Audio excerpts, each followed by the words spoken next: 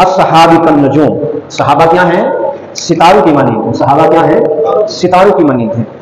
और जिन सहाबा इकराम के ईमान को अल्लाह के नबी अलैहिस्सलातु वस्सलाम ने कबूल कर लिया, मेरे लिए और आपके लिए, यानी मैं और आप या कोई शख्स इस दौर का अगर ये समझता है कि माज़अल्लाह हम नबी से ज्यादा इल्म रखने वाले हैं, हम नबी से ज्यादा शऊर रखने वाले हैं, हम नबी से ज्यादा गैब जानने वाले हैं, हम नबी से ज्यादा जानने वाले हैं हर एतबार से, तो माज़अल्लाह सुम्मा माज़अल्लाह उसे देखना चाहिए कि वो कहां खड़ा है। जैसे हाल ही में एक गद्दी नशीन है और उन्होंने हजरत अबू सुफियान के बारे में हर्जा सराई, ये बात याद रखें, हजरत अमीर मुआविया रज़ी अल्लाह ताला अन्हु के जो वालिद हैं हजरत अबू सुफियान रज़ी अल्लाह ताला, आपका हुजूर अलैहिस्सलातु वस्सलाम से एक रिश्ता भी है, सिर्फ सहाबी नहीं है आप।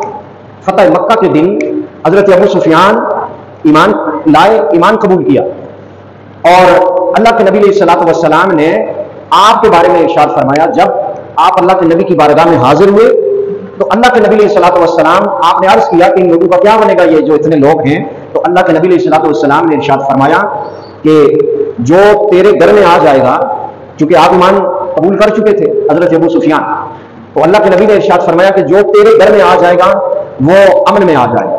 वो क्या है? अमन में आ जाएगा, अमान में आ जाएगा। उसको कुछ नहीं कहा जाएगा जो तेरे घर में आ जाएगा। आप अंदाजा लगाएं कि रब के रसूल अलैहिस्सलातु वस्सलाम ने हजरत अबू सुफियान के बारे में फरमाया कि जो तेरे पास आ गया, जो तेरे घर में आ गया, वो अमान में आ जाएगा। अब रहा ये मसला कि फी जमाना लोग ये कहें कि जनाबे वाला वो अंदर से ईमान नहीं लाए थे, माज़अल्लाह सुम्मा माज़अल्लाह। चूंकि रब के रसूल के सामने जो शख्स दिल से मोमिन नहीं था, अल्लाह रब्बुल इज्जत ने कुरान पाक में इरशाद फरमाया और अल्लाह के नबी अलैहिस्सलातु वस्सलाम ने चुन चुन कर उनको अपनी मजलिस से उठाया। मुनाफिकीन थे, बज़ाहिर कलमा पढ़ रहे थे, बज़ाहिर हुजूर के साथ थे, लेकिन अंदर से वो अल्लाह के नबी पे ईमान नहीं लाए, तो अल्लाह के नबी अलैहिस्सलातु वस्सलाम ने उन्हें चुन चुन कर अपनी मजलिस से उठाया, नाम ले लेकर मजलिस से उठाया।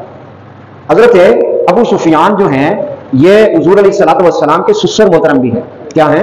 ससुर मोहतरम भी है। यानी हजरत अबू सुफियान की जो बेटी है उम्मुल मोमिनीन, उम्मे हबीबा रज़ी अल्लाह ताला अन्हा, यानी मोमिनों की माँ, उम्मुल मोमिनीन कहते हैं मोमिनों की माँ, यानी हुजूर अलैहिस्सलातु वस्सलाम की जितनी भी अज़वाज हैं वो क्या है? मोमिनों की माएँ हैं। क्या है? मोमिनों की माएँ हैं। तो जिस शख्स को अपनी माँ पे एतराज हो, इसीलिए रब के कुरान ने फरमाया कि ये नबी की बीवियां जो हैं मोमिनों की क्या है? माएँ हैं। तो जिस शख्स को अपनी माँ पे एतमाद ना हो, आप समझ सकते हैं वो शख्स कौन हो सकता है। तो जो शख्स मोमिनों की माँ पर एतमाद नहीं करता तो उसका अपना लेवल क्या होगा, उसका अपना स्टेटस क्या होगा।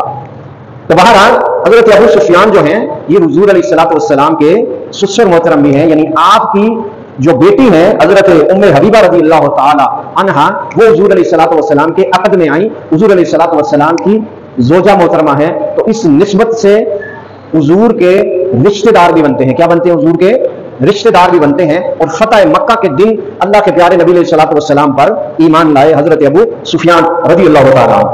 अब दूसरी निस्बत, आपकी जो दूसरी बेटी है यानी हजरत मैमूना, ये हजरत हुसैन रज़ी अल्लाह ताला अन्हो की सास साहिबा है, यानी खुश दामन, जिसे सास कहा जाता है, खुश दामन है, सास है। यानी हजरत लैला आपकी जोजा है हजरत हुसैन की, और वो बेटी है हजरत मैमूना की, और हजरत मैमूना बेटी है हजरत अबू सुफियान की। तो हजरत हुसैन की जो सास मोहतरमा है वो हजरत अबू सुफियान रज़ी अल्लाह ताला अन्हो की बेटी की बेटी, यानी हजरत अबू सुफियान की बेटी की जो बेटी है वो हजरत हुसैन की जोजा मोहतरमा है। तो इस तरफ से भी एक रिश्ता बनता है और अल्लाह के नबी अलैहिस्सलातु वस्सलाम की तरफ से भी रिश्ता बनता है। आप छोड़ दे सारे रिश्तों को, सबसे बड़ा रिश्ता दीन इस्लाम का रिश्ता होता है। अजीब लोग हैं, अजीब बातें हैं, जब इनसे कहा जाए कि सहाबा इकराम को गालियां मत दो, सहाबा इकराम के खिलाफ बात मत करो, तो फौरन कहते हैं नहीं, हम तो आले बैत का तस्करा करने वाले हैं, हम तो आले बैत की बात करने वाले हैं, आप ये चाहते हैं कि आले बैत का जिक्र बंद हो जाए। भाई किसने आपको कहा है कि आले बैत का जिक्र तभी कबूल होगा कि बाकी सहाबा को गालियां निकालें आप? आले बैत का जिक्र तो खुद अल्लाह तबारक व तआला ने कुरान पाक में बयान किया। आले बैत का जिक्र तो खुद नबी मुकर्रम सल्लल्लाहु अलैहि वसल्लम बतला रहे हैं। आले बैत की मोहब्बत हमें सिखा रहे हैं, बतला रहे हैं कि मेरी आले बैत तुम्हारे दरमियान कश्ती नूह की तरह है, जो इसमें सवार हो गया बच जाएगा, जो सवार ना हो गया वो तबाह हो जाएगा। अब एक मैं जिम्मेदार मिसाल दे देता हूं कि मिसाल के तौर पर मैं यहां मिंबर पे बैठकर गालियां निकालता हूं। वैसे हमारा वतीरा नहीं है कि दीन इस्लाम की आड़ में गालियां निकाली जाए, लेकिन यहां मिंबर पे बैठ कर मैं गालियां निकालता हूं। आप में से कोई शरीफ आदमी खड़ा हो और कहे जनाबे वाला ये मिंबर रसूल है, ये मसल्ला रसूल है, मसल्ला इमामत है, यहां पे आप गालियां न निकालें, तो मैं कहूं नहीं जनाब तुसी तो मैंने मस्जिद चो कड्ढण दी गल कर रहे हो, तुसी मस्जिद के दुश्मन हो। ये कोई कॉमन सेंस वाली बात है? आप सहाबा को बुरा भला कहें, हम कहें कि सहाबा इकराम को बुरा भला मत कहो, तो आगे से जवाब आता है जनाबे वाला तुसी अहले बैत नहीं मनना नहीं। भाई ये कोई बात करने वाली है?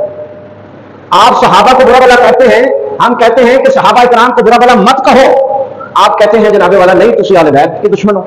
ये लॉजिक कहां से आपने पेश की है? अब हम जैसे यहूद नसारा हमारे नबी को बुरा भला कहते हैं, तो उनके जो अंबिया हैं वो उनके नहीं है, वो हमारे हैं, लेकिन वो मानते हैं, ईसाई मानते हैं हजरत ईसा अलैहिस्सलाम को, इसी तरह हजरत मूसा दीगर अंबिया हैं। तो जब वो हमारे नबी को बुरा भला कहते हैं तो हम बदले में उनके नबी को बुरा भला नहीं कह सकते, उनके नबी को बुरा भला नहीं कह सकते। आप जब सहाबा इकराम को बुरा भला कहते हैं और सामने आले बैत का ये कार्ड खेला जाता है। मैं एक पीछे केस बना और वो पीर साहब ने सादात के बारे में कोई वीक बातें कर दी, गालियां निकाल दी उन्हें, तो हमने जो शरई तकाजे थे वो सारे पूरे करवाए उनसे कि सादात से माफी मांगे, तौबा इस्तगफार करें, जो दीन इस्लाम के मुताबिक हमारी शरीयत कहती है उसके मुताबिक रुजू करें। सारा कुछ होने के बावजूद फिर भी कहा जा रहा है कि ये लानती है, ये फलाना, उन्हें माफ नहीं किया जा रहा। सारा कुछ होने के बावजूद उन्हें माफ नहीं किया जा रहा। तो मैं सोच रहा था जनाबे वाला ये लोग क्यों नहीं माफ कर रहे, जबकि शरीयत माफ कर रही है, शरीयत सारे तकाजे पूरे किए हैं। लेकिन फिर मुझे ख्याल आया कि ये तो अल्लाह के नबी के फैसलों को कबूल नहीं करते, शरीयत को कैसे मानेंगे?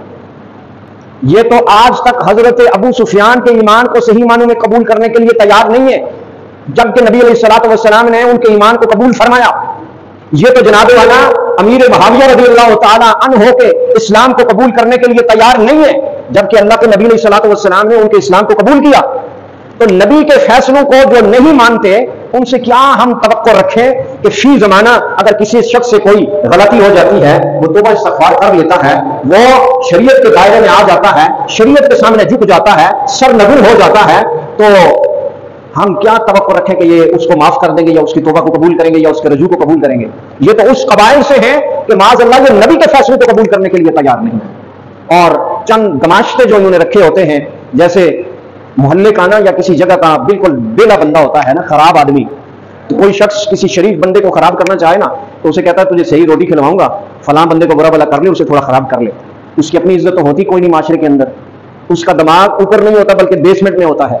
अब वो ये नहीं सोचता भाई रोटी के लिए मैं इसको क्यों बुरा भला कहूं, तो अब वो तैयार हो जाता है जनाब किसी भी शरीफ बंदे को बुरा भला कहने के लिए सिर्फ रोटी की खातर या चंद टकों की खातर। हमें उन दारगाहों का भी पता है जो बाकायदा लोगों पर इन्वेस्ट करती हैं कि आप सहाबा इकराम को गालियां निकालो, आप सहाबा इकराम के बारे में पब्लिक में, आवाम में इश्तिहाल पैदा करो, उन्हें बुरा भला कहो, हम तुम्हारी जरूरियात पूरी करेंगे, तुम्हें आने जाने का रेंट देंगे, तुम्हारे घर का खर्चा चलाएंगे। तुमने क्या करना है, तुम्हारी ड्यूटी खुद पीछे शुरफा बन के बैठे होते हैं, इंतहाई गूंगे शैतानों की तरह बैठे होते हैं। और सहाबा इकराम उम्महातुल मोमिनीन सैयदा आयशा सिद्दीक़ा रज़ियल्लाहु ताला अन्हा जैसी शख्सियत पर इतराज करते हैं और उनको चैलेंज करते हैं और बोलते हैं जनाबे वाला आपने उस वक्त भी नहीं हमें माना था, आज भी नहीं मान रहे। ये बात याद रखें, हमारे आइम्मा, हमारे उलमाए मुक़द्दिमीन जो पहले इल्म में, अमल में और तक़वा में इस दौर के लोगों से लाख गुना बेहतर थे, उन लोगों ने एक फैसला किया हुआ है कि सहाबा इकराम के जो मामलात हैं उस पर बात नहीं करनी, सहाबा इकराम के आपस के जो इख्तलाफात हैं उनको डिस्कस नहीं करना, बल्कि हर सहाबी नबी की आपने क्या करनी है, इज्जत करनी है। और यही वजह है कि हम कहते हैं हर सहाबी नबी जन्नती जन्नती, हर सहाबी नबी, हर सहाबी नबी, हम सब सहाबा को जन्नती मानते हैं। क्या मानते हैं? सब सहाबा को जन्नती मानते हैं। तो साहिबों, ये सोशल मीडिया का जमाना है, आप बहुत सारी चीजों में पड़े रहते हैं, बहुत सारी चीजें आपके सामने आती हैं। मैं आपको ये बताना चाहता हूं कि हजरत अमीर मुआविया, हजरत अबू सुफियान का तस्करा करने का हरगिज़ ये भी मतलब नहीं है कि हजरत अली की मुखालफत है, नहीं। हजरत अली का इतना बड़ा मकाम है कि अमीर महाविया की सारी जिंदगी की नेकियां, आपकी सहाबियत, वो हजरत अली के कदमैन तक भी नहीं पहुंच सकती। इतना बड़ा मकाम है हजरत अली, दर्जे हैं ना, सहाबा इकराम के भी दर्जे हैं, इतना बड़ा मकाम है हजरत अली करमुल्लाह वजहुल करीम का। लेकिन आप आले बैत की आड़ में आकर सहाबा को बुरा भला कहेंगे तो फिर हम आपके खिलाफ आवाज बुलंद करेंगे। इसलिए कि आपको किसी सूरत भी ये हम इजाजत नहीं दे सकते, और हम ये इदारों से भी कहना चाहते हैं कि इस माहौल को कंट्रोल करें। ये 1, 2, 3 माह हजरत अमीर महाविया की बार बार गुस्ताखियां करना, आपको जालिम कहना, आपको जाबिर कहना, आपकी हुकूमत को बदमाशी की हुकूमत कहना, इस तरह के अल्फाज बोले जा रहे हैं। अल्लाह तबारक व तआला हमें सारे सहाबा का सही मानों में अदब एहतराम करने की तौफीक अता फरमाए, और इतने सियाने मत बने कि हजरत हसन से भी सियाने बन जाए। हजरत हसन ने अमीर मुआविया से सुलह की है ना, तो उस सुलह को कबूल करें। अगर आप समझते हैं कि हम हजरत हसन से सियाने हैं, या आप समझते हैं कि जनाब वाला फतह मक्का के दिन जो लोग ईमान लाए थे वो दिल से ईमान नहीं लाए थे और रब के रसूल खामोश रहे, रब के रसूल ने कबूल किया उनके इस्लाम को, अगर अल्लाह के नबी से भी माज़अल्लाह आप सियाने हैं तो फिर आपसे हमारा झगड़ा ही नहीं है। फिर दल्लू फादल्लू, आप भी गुमराह हैं और आपके चाहने वाले भी गुमराह हैं, फिर आपके साथ हमारा मुकाबला नहीं हो सकता। अल्लाह तबारक व तआला आले सुन्नत पर अपना खुसूसी फजलो एहसान नाज़िल फरमाए।